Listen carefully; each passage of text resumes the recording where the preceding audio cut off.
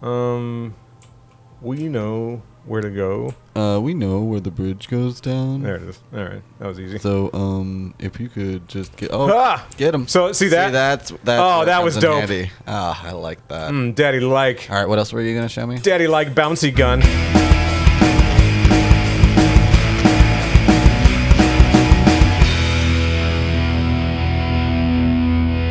We're playing Turok 2. Welcome back to Watson and James Don't Play. My name is James. I'm still Watson. Hell yeah.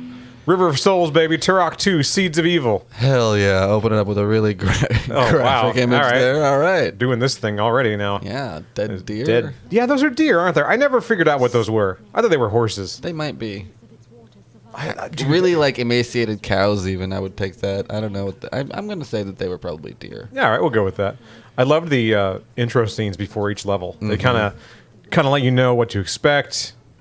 Reminds me of Doom. Yeah, they let you know what your objectives were, too. Like, these are the things you need to do. These are the items you need to find. Have fun, asshole. It's a nice little montage. It really sets the stage. And then, yeah, here comes the monster parade. The last time that I played this game, just like in my free time, I got stuck on this level. So we'll see how it goes. I don't know. It's weird because there's things that you can overlook. I didn't turn all items on so I can actually play the level like I'm supposed to. Yeah. We'll see how this goes. It's going to go great. Oh, look at those monsters. I love a good monster. Right? It's one of my favorite things. What's a good...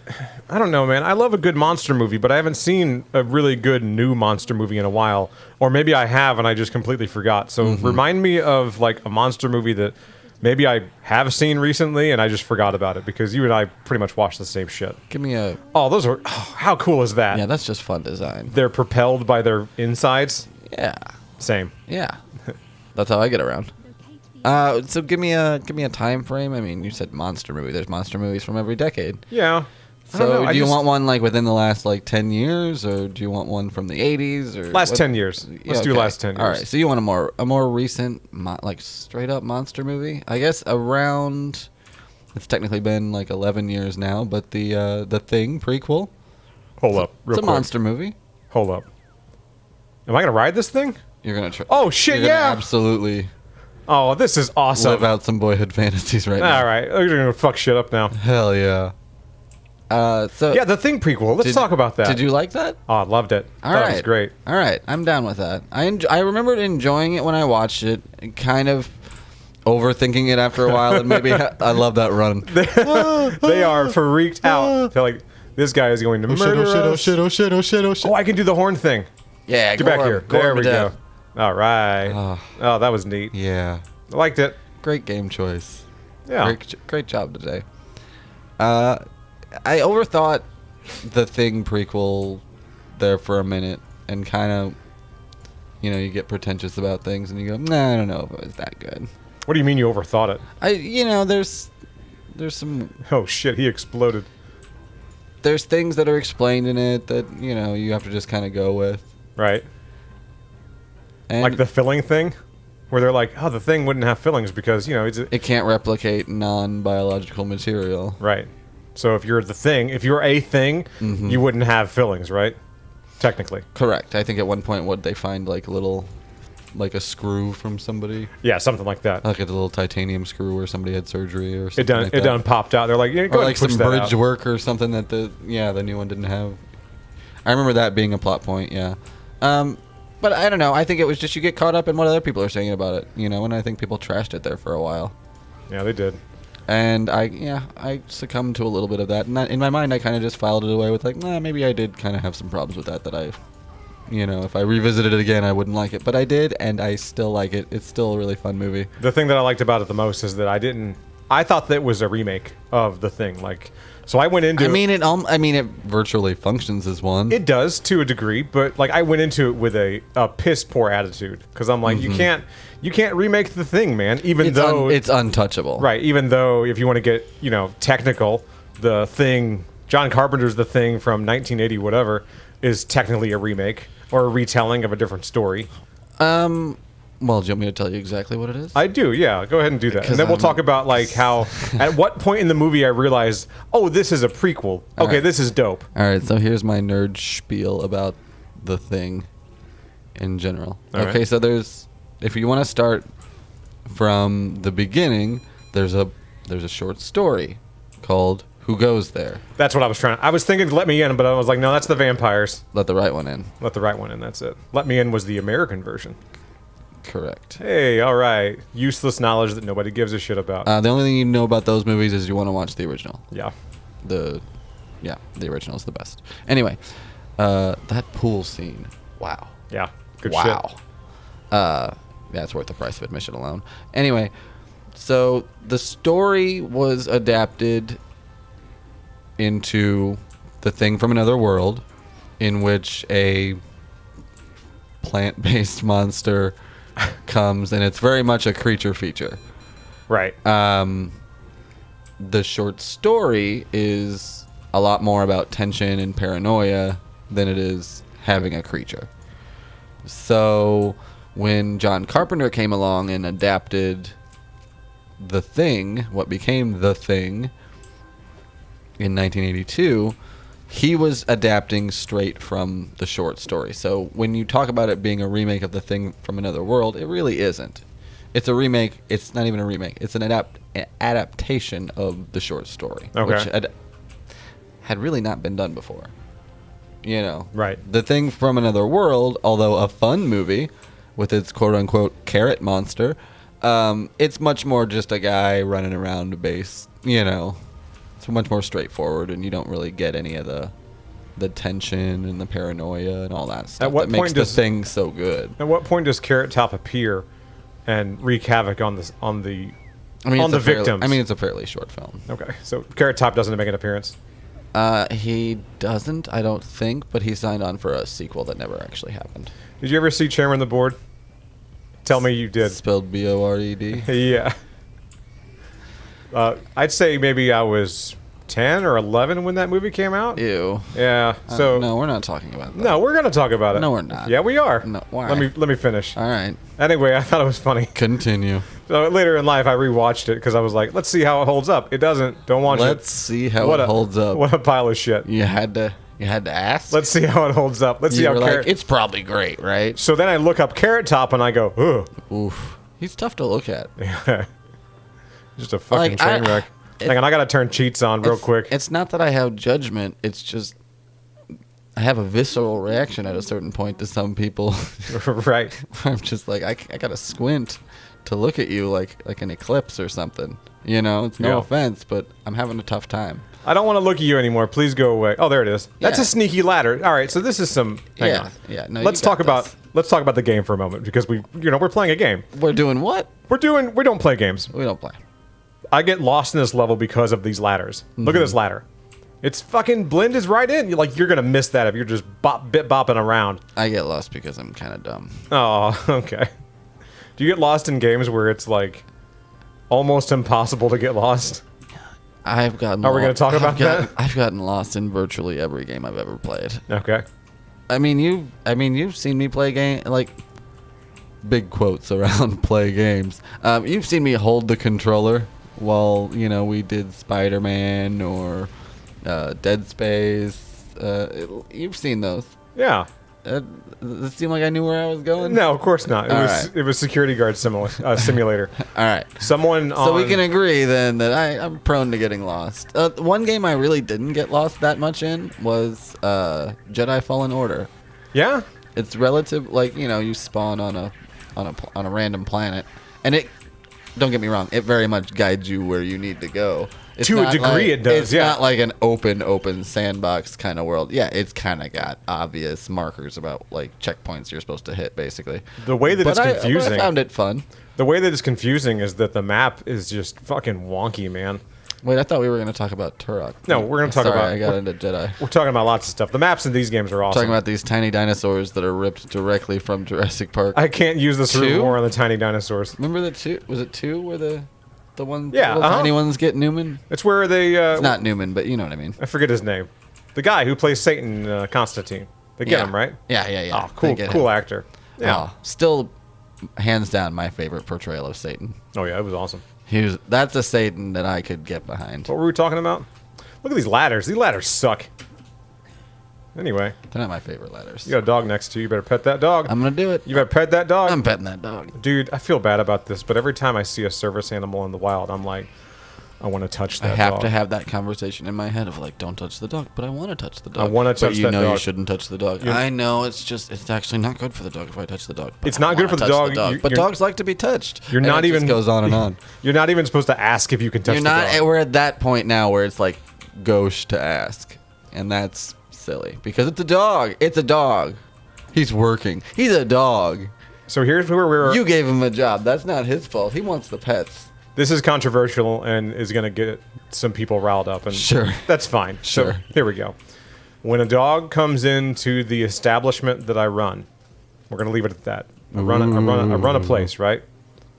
And it's a service dog. You run this bitch. I run this bitch. When it's a service dog, I go, that is a gorgeous dog. And that's all I say, Right. okay? Right. I don't ask to touch it. You acknowledge the dog's presence, essentially. Yeah. I look at the dog and I go, wow, that's a gorgeous dog. Yeah. And then usually, whoever has the service dog, unless they're like, I would say that their disability is advanced. If they have a service dog and it's something like an emotional support dog or something like that, more often than not, the person that has the dog brings the dog over to me and insists that I touch the dog. Sure.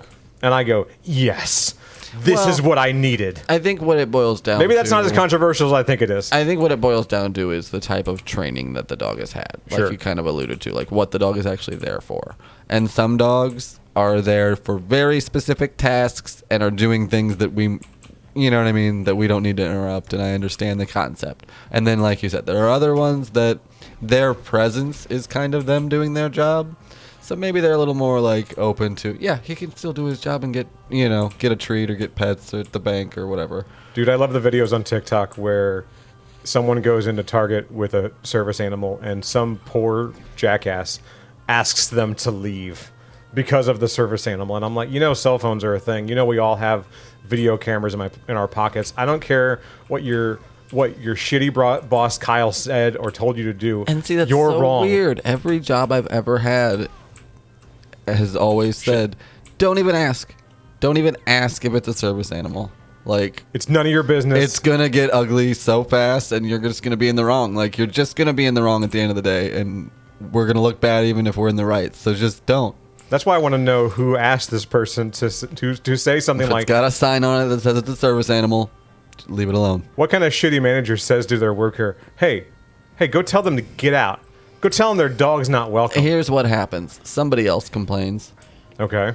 And then the manager is like, well, I've got one lady who's already mad, and if she's going to be here, and if she doesn't see me at least make an attempt to address this, she's going to just continue to be mad. F that lady, though. Well, it's that whole mentality of please the customer at all costs, basically, to keep them from raising a stink. I'm really glad that I work somewhere to where... And there are places you can work, like the place you work, where your boss backs you up, Right. and gives you autonomy and trust your judgment in those situations to figure out who needs, Because 99% of the time, the customer's fine.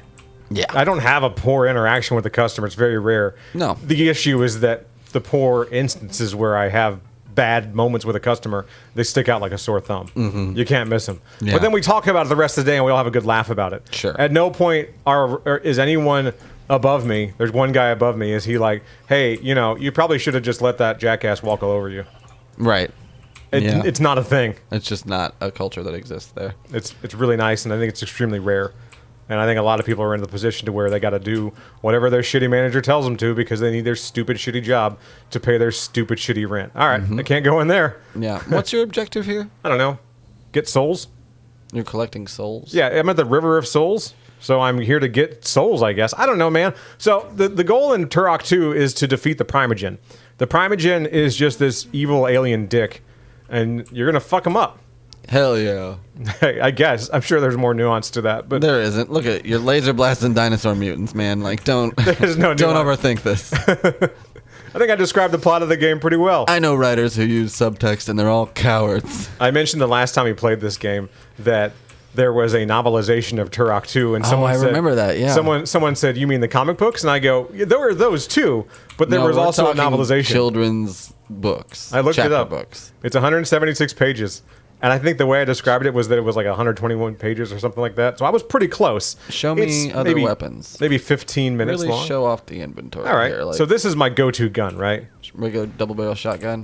It gets it done, baby. It gets the job done in most games that it appears in. I feel like it's a good all-around weapon.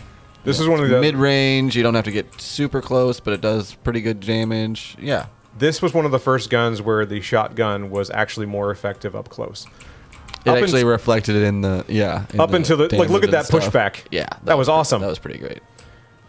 I'd say maybe in Doom, you got the shotgun and it just did more damage. You could be across the fucking. You were room. aware that the shotgun was a good gun to have because of the damage and stuff. Yeah. But this is the first game that I can. Show me another gun. Let's see. There's the undulating dart gun. We've talked about that. This is the better pistol. So this is the pistol. Is that what it's called? Better pistol. It just does. I forget what it's called. This is from the pistol. From the makers of pistol, better pistol. And this one does burst fire. It's pretty cool. It tears things up. I like the burst fire. That's always a nice function. Somehow I get this door open. I don't really know how though. So I'm just gonna. All right, we'll keep giving. Oh, there we go. There's something. Yeah, that's a place. Oh yeah, look at that. Found it. It's a switch. I'm so glad that this game has the little icon saying. Oh hey. yeah, we talked about how they kind of guide you a little bit, and that's a feature of the remastering. Yeah, it's like it's over here, jackass. All hey, right. look, it's me. I'm Jackass. Like, show me. So this is the better gun. This is the gun, and this is the better gun. Make like the staff of Ra and show me. This is my second favorite gun, second to the shotgun, because it has two modes. It's called the shredder, right? Oh, I like that. It does that, and then when you use the shotgun explosive rounds, so it uses shotgun shells. Okay. You use the regular explosive rounds. It's just a big blast that bounces around the room. Yeah, that's fun. That reminds me of like Doom. This is probably the most effective gun in the game because it just gets everything. I mean, look at it. Yeah. Get him. Ooh, yeah. So it's a long distance shotgun to a certain extent. So don't aim at. No, go back to that one for a minute. Yeah. I want to see you like bounce it off ricochet it off some walls and kill some guys. Let's see if I can. All right, so hit the switch there. That's cool. It knocked that bridge down. I don't want to jump down there. We've already jumped into the acid. We already know what that do. Surprise, surprise. It kills you. Doesn't go so good. We know where to go. We know where the bridge goes down. There it is. All right, that was easy. So, if you could just get get him. So see that? That's oh, that was dope. Handy. Ah, I like that. Daddy like. All right, what else were you gonna show me? Daddy like bouncy gun. Let's see. This is the Firestorm cannon. I remember the name of this one for some reason. That's a badass name. Yeah, right? Oh, there's a guy up there on the wall. Where? Ah. So this do that. Oh, it's like a. It's old painless. It's like a Gatling gun. Yeah. All right. I ain't got time to bleed. Yeah, this really just makes me want to play Doom. I know we keep talking about Doom. This is a weird. It up, but like it does make me want to play like Doom 3 or something. You know. Here's something that not many people get to say, but I get to say. Say it. I interviewed Jesse Ventura one time. Jesse the Body Ventura? Jesse the Body Ventura. Former governor. His new book, Conspiracy Theorist, or Conspiracy Theory, I think is what it's called. Just straight to the point. Like, this is what I'm about. I'm about conspiracy theories. Written in Comic Sans. So I named my book Conspiracy Theory. Conspiracy Theories for Dummies was already taken, so I just went with a shorter version. If you go into that book with a good attitude, meaning that you know it's bullshit, it's pretty fun to read. Because it's like, okay, you're a crazy person. Yeah, see, it used to be whenever I would tell people, like, oh, no, I'm into conspiracy theories, the implication was, I'm into laughing at conspiracy theories. Right, like, let's be real about it. So I don't say that anymore, because now when you say I'm into conspiracy theories, it means, like, you know, the deep state's drinking baby blood and stuff, and, you know, you believe it. There's lizard people and all that. So it's no fun anymore, man. So at the time, I've lived a weird life, man. At the time, I worked at a talk radio station, a very small local talk radio station. I'm not going to say the name, obviously, because that would be very bad. But go on. Anyway, so I worked at a talk radio station, and I was filling in for the morning show host. And they were on vacation. So I got a hold of this show actually had its own producer. A local producer, but someone that took care of the interviews and things like that. A booker? And had access to famous people. Okay. Some famous people. Connections. When I say famous people, I mean... regional celebrities? No, not even that. Just like kind of small-time celebrities, maybe B-list, C-list. Okay. Who's the guy, Fred? Funny guy, Fred. Not Fred Armisen, but the other Fred. He passed away. Willard? Fred Willard, yeah. I interviewed him too. But we're talking about. Oh, that's awesome. Yeah, we're talking about Jesse Ventura though. There's something in here. I The need to body. But I'm gonna say it every time you say his name. I had to call his hotel room, and I had to, and I shit you not, I had to ask for James Jameson. What? That was the fake name that he used at his hotel room. Jimmy Jameson? Jimmy Jameson. James Jameson is who I had to ask for. And then the He's front not desk, Jim. So I had a backup plan because I didn't think this was going to go well. No. I didn't think this is actually going to be real. I thought somebody was messing with me. It's gonna, yeah, something's fucky. Something's fucky. Yeah, I know it requires a gate key. I don't know how to get in there. All right? Gatekeeping piece of shit. So I call his hotel, and I talk to the front desk person. I go, I'm here to talk. This is maybe like 3 minutes before I go on the air. Okay. I go, I'm here for. I got an appointment to talk to James Jameson. I need a shot of Jameson. Wink. And they go, oh yeah, right away, sir. I'm like, hang on, what? Oh, is this happening? This is happening. So I hear, hello? And I'm like, Oh no. oh no. I was like, is this just, yeah, I have to use that. I have to use a fake name because I'm a famous wrestler and this is my hotel room. So I have to use a fake name because I don't want anyone to know that I'm at a hotel room. But you're not even there for like wrestling business. And I'm like, nobody's It's not going to. like, SmackDown's in town, What do you think is going to happen, Mr. Ventura? So I didn't pry. I just Look, said. I get that wrestling is massively popular and has a rabid fan base. No one's denying that. And at one point in his career, I'm sure it was alias necessary. This is circa 2000. Come on. This is 2012. So Right. This is 10 years ago Yeah. that this happened. Some publicist was like, sure, yeah, whatever you need. Yeah, Mr. whatever, Ventura." whatever you want to do, man. So we get to chatting, and I say the thing. I'm not going to say the thing because Okay. the thing is extremely offensive. Okay. There's a famous line that he has from Predator. You can look it up. Okay. He says slack jog, and then he says something else. Yeah. You can probably put it together. Yeah. Oh, spiders. Yeah, you didn't see him? Oh, I didn't. No, I didn't. Oh. I ran right by him. Such a variety Does of their enemies blood in this hurt game. you? I feel like their blood hurts you. It should. It's cool, isn't it? Let's use something Acid else. blood? What is this thing? Little orb? Little fire I orb? guess it's some kind of explosive grenade. No, that doesn't do shit to them. Oh, yeah. This is. What is this thing? Like a landmine looking thing? Yeah. Okay. A mine Shoots launcher, out proximity mines. which is pretty cool. Yeah, that's awesome. Grenade launcher. Grenade launchers are handy to It's like more like an RPG even. No, this is it shoots grenades. I guess though. it just bounces and it's Just- just kind of close. It looks. Just bit bops around a little Yeah, bit. yeah. Well, this is how you get over here. All right, progress. Look, it hey. shows you. We're figuring things out. Hell yeah. So I talked to Jesse Ventura for about 15 minutes about his new book, Conspiracy Theory, and it was fine. Did you get the sense that he believed the hype, or the his own BS? Yeah, He was actually into it. he's fully into it. Wow. It is not an act. He believes this bullshit. All right. I also think he's pretty harmless. Fairly benign bullshit. He's not like He's not quite Alex Jones. that's the InfoWars guy is what I was going to refer to him as, but I couldn't remember his name. Yeah. He's not like that. Not at all. Right. He was super kind, very, very cool, very well spoken. Knew exactly what Well, he sure. knew exactly what he needed to say. This is a man that has done promos before. He's used to working a crowd in general. Yeah. So it was a really pleasant conversation. We chatted for 5 or 10 minutes off the air just about stuff. Mm-hmm. I had questions for him as a fan. Sure. That I told him before we started. I was like, "Hey, I want to talk to you about like other shit too."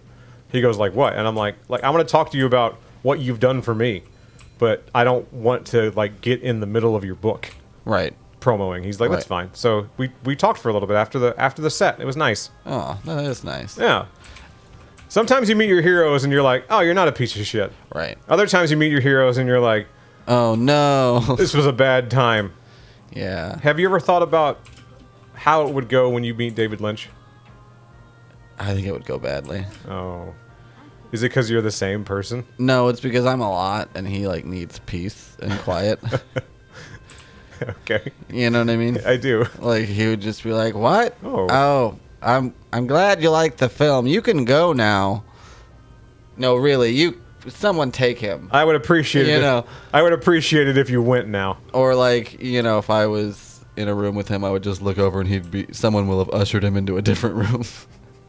All of a sudden he's gone. Like the Secret Service getting the president out of a situation, and just someone comes in and just throws a coat over him and rushes him away. I'm sure he's got, ways to not be places he doesn't want to be. While we're on the subject, who's a famous person that you've met? Spoken or otherwise. Phone calls count too. I don't know how many famous people you've talked to on the phone. I don't know. Like I talk to a lot of famous people on the phone. Well, your line of work makes more sense. Call-in interviews. Some name dropping here. The three best ones were Jesse Ventura, Fred Willard, who is a fucking delight, rest in peace, and Max Brooks, son of Mel Brooks. Max Brooks is pretty cool. That's a pretty cool one. It's very, very cool. Mine tend to be musicians because I go to a lot of concerts and used to be involved in like music scenes. Sure, that makes sense. Stuff like that. I've met on more than one occasion Laura Jane Grace from Against Me. Nice. I hung out and drank with the lead singer from Seether. That was pretty fun. He's a cool guy. I've met him too. He was really nice. South African. They talk funny. They do. You got a funny voice. It's a mix of different accents, and it's very fun. It's fun. Very cool. It's very noticeable in the middle of Missouri. You talk funny. You talk funny too, jackass. Multiple times, different members of Alkaline Trio. Sure. That did kind you, of stuff. when you met members of Alkaline Trio, are some of these members no longer in the band? Or have they been pretty solid? Oh, well, since I've been able to drive myself to concerts, they've been the same lineup. Okay. I wasn't sure. Yeah, they've had a a couple of different drummers, but that was when they were putting out records when I was fairly young, so I wasn't going to see them. I remember whenever we were in college and I tried out for a local rock band. Yeah. And it didn't go well. They didn't think I was good enough, which, well, that sucked. And, like, up until that point... To be fair, you sucked. Oh, yeah, absolutely. All right. Fucking suck. Anyway, I don't know. The way that you made me feel better I don't know why that would... The way you made me feel better was that apparently, I guess, an Offspring drummer was the drummer for Alkaline Trio now. I don't know the details, but I remember you made me feel better with Alkaline Trio. Hell yeah. I don't remember exactly what you said, but it was nice. It was a nice thing to do. Yeah, they've had 2 or 3 drummers. Derek has been their drummer for he's far and away their drummer. Oh, you're on a first name basis now? Derek Grant. Okay. Son of a Cary Grant. Against Me changes I love occasionally. saying shit I know is not true. Yeah, I love spreading misinformation. It's the best. Is it disinformation or misinformation? Do you even have a podcast if you aren't spreading misinformation? It's part of the fun. It's part of the fun. Part of the deal. They make you do it. So this gun that I'm using right now is called a Scorpion Launcher. See, again, great gun names. And the ones that are the best guns, they always stick out to me. Like the Shredder, the Scorpion Launcher, the Firestorm Cannon. Bitchin'. Great names. No notes. Let's see. Flamethrower. You know what that is. This was pointed out to me on a comment on TikTok. By the way, we have TikTok at WJDONTPLAY. Oh, that's true. We do, and it does fine. I like it. It does fine. This is called the Razor Wind. They couldn't just call it the Predator Blade because that would be stealing. And it does this. Yeah! Yeah! Yeah! And it just kind of cuts right through him there. And it gets bloody afterwards. It's awesome. That's a nice touch. I like the blood effects. Yeah. Do you want to turn blood off? No, of course not. You know what has good blood effects? What's that? A movie I just watched recently. What's that? Yeah, let's hear it. I'm gonna use the nuke to just kill everything real quick. I'll tell you one thing. It's a seamless transition to talking about John Carpenter's vampires. It's just a great movie. So the nuke just freezes everybody and then they explode. No, but I highly recommend it. It's on Netflix. Everybody should watch John Carpenter's Vampires. It's deeply homophobic and problematic, but it's a pretty good vampire movie. Okay, terrific. This is the Talon. Yeah, Talon. It does that. Yeah. And this is the Warblade. I love that animation. Whenever it comes up, super cool. That's a nice. They watched a lot of Predator. Predator fans made this game. Absolutely. And they're like, we need to put. Throw in some shotgun shells, and we got this. We got ourselves a game. It slices and it dices. So they're basically fighting the lizard doctor from Spider-Man, okay? Basically. But they're gonna use kind of a 007, kind of setup. Throw in a little Doom. Throw in some Predator. We got ourselves a game, baby. This is the Tech Bow. The Tech Bow shoots tech arrows, and they have explosive tips. Just like my wiener. You said tips. I said wiener, too. Oh, you're going to get us You're gonna get us kicked off the talk. No, it's fine. You can say, I'm talking about hot dogs, baby. You can talk about hot dogs. Let's talk about hot dogs Talk all about you them want. kosher dogs, baby. Right. Don't Oh, I'm hungry. don't silence me. Let's get some dogs. All right. Hang on. I got to kill these Kill guys the real quick. dinosaurs. So this is what it's good for. It's good for swiping at these little guys. Oh, that's fair. No. And it just, their blood gushes everywhere. It's a grand old time.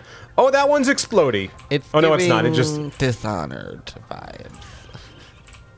All right. Right? Yeah. Yeah, I love those games too. Those are great games. I think we're out of time. We are. Until next time. See ya.